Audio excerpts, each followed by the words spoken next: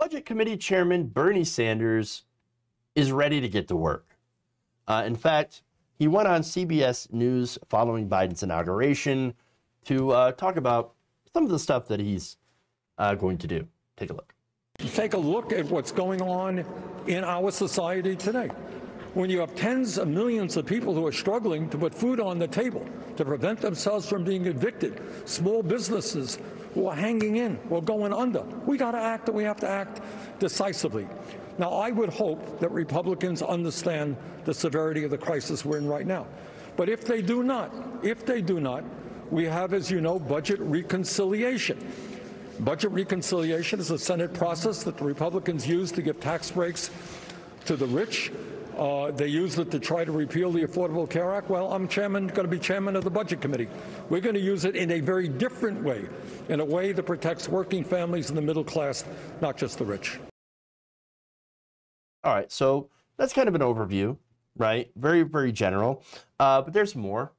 In an op-ed in The Guardian, he went into detail. He started out by saying that Democrats have absolutely no excuse not to pass within the first 100 days legislation about the coronavirus.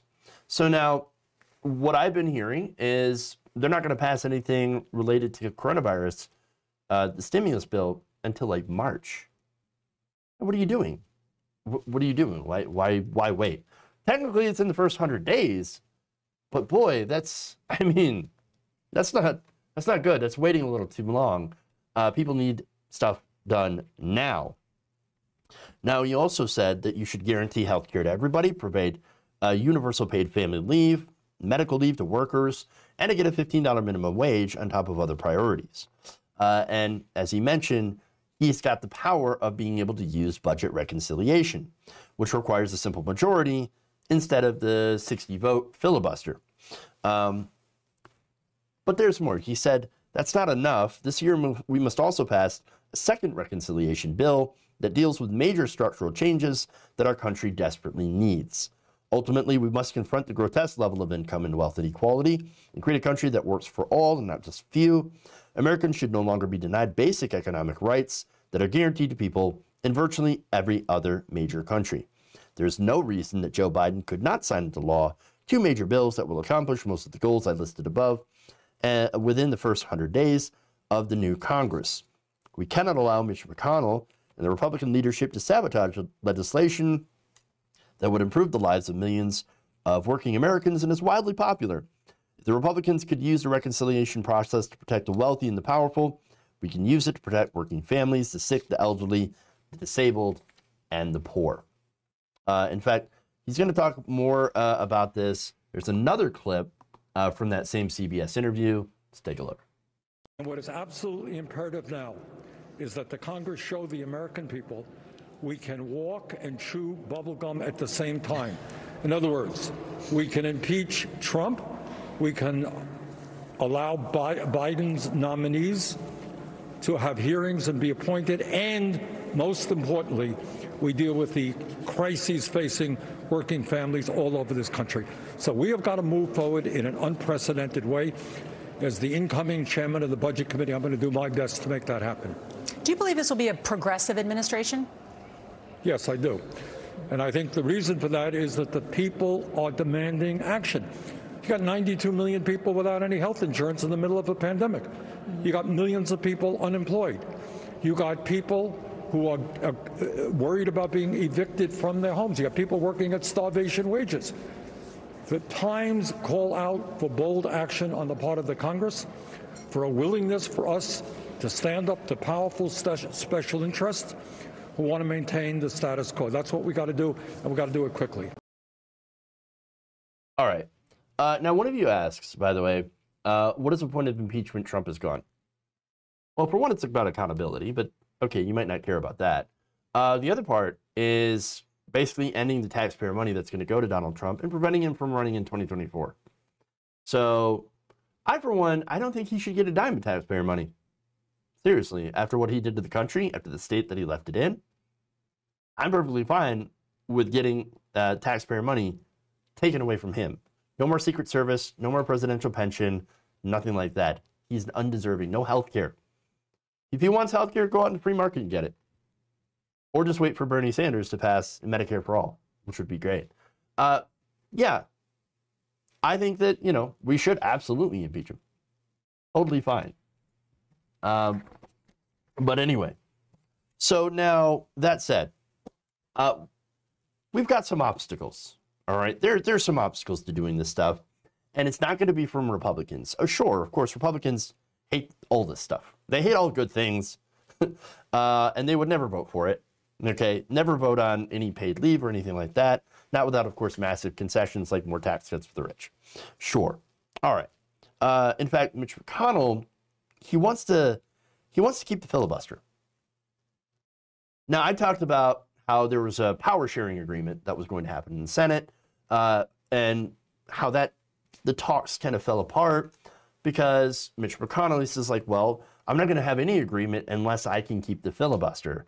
So I can keep my minority powers to be able to block everything. And by the way, that's exactly what I plan to do if you give me the power of the filibuster. If you keep it, I'm going to block everything. Okay, then why would we let you keep it if you plan on blocking everything? I get it. If we were dealing with a normal Republican Party that actually was acting in good faith, then you can say, well, look, maybe there are some things that might be overreach or whatever, but we're not in danger of that right now. The Overton window in this country is massively to the right now. Even our Democrats are conservative when it comes to, you know, world politics, politically. And I should say that policy-wise, because again, we're the only country in the developed world that doesn't actually have a universal healthcare system to take care of its people, and we end up paying the price. We actually pay more than any other country in the world. You know, more waste, more money going into these middlemen that suck us dry. And so, you know, we're the only ones who have that real problem. Even in countries that still have private insurance, they make sure that it's not profit and that it's heavily regulated so that they don't do what they do here and basically act as middlemen to extract as much profit as possible from regular people. So, all right, anyway, that said, Mitch McConnell, this is my problem, okay? So Mitch McConnell, he's going to block everything, all right? Now, the way to get around that, what Bernie Sanders was saying was reconciliation. So that brings us to the Democrats. Well, we have a problem with Democrats, too. We have Joe Manchin. Joe Manchin is a Republican in blueface. He's a big problem.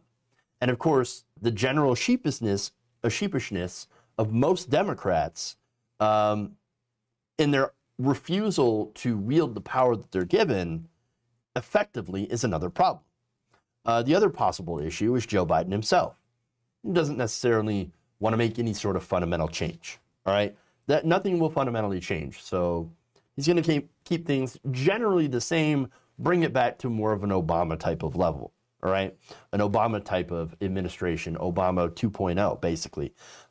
He keeps talking about the need for unity and bipartisanship. I think the problem is the guy thinks it's still 1992. And that he can make a deal with the Republicans because, well, you know, they're acting in good faith.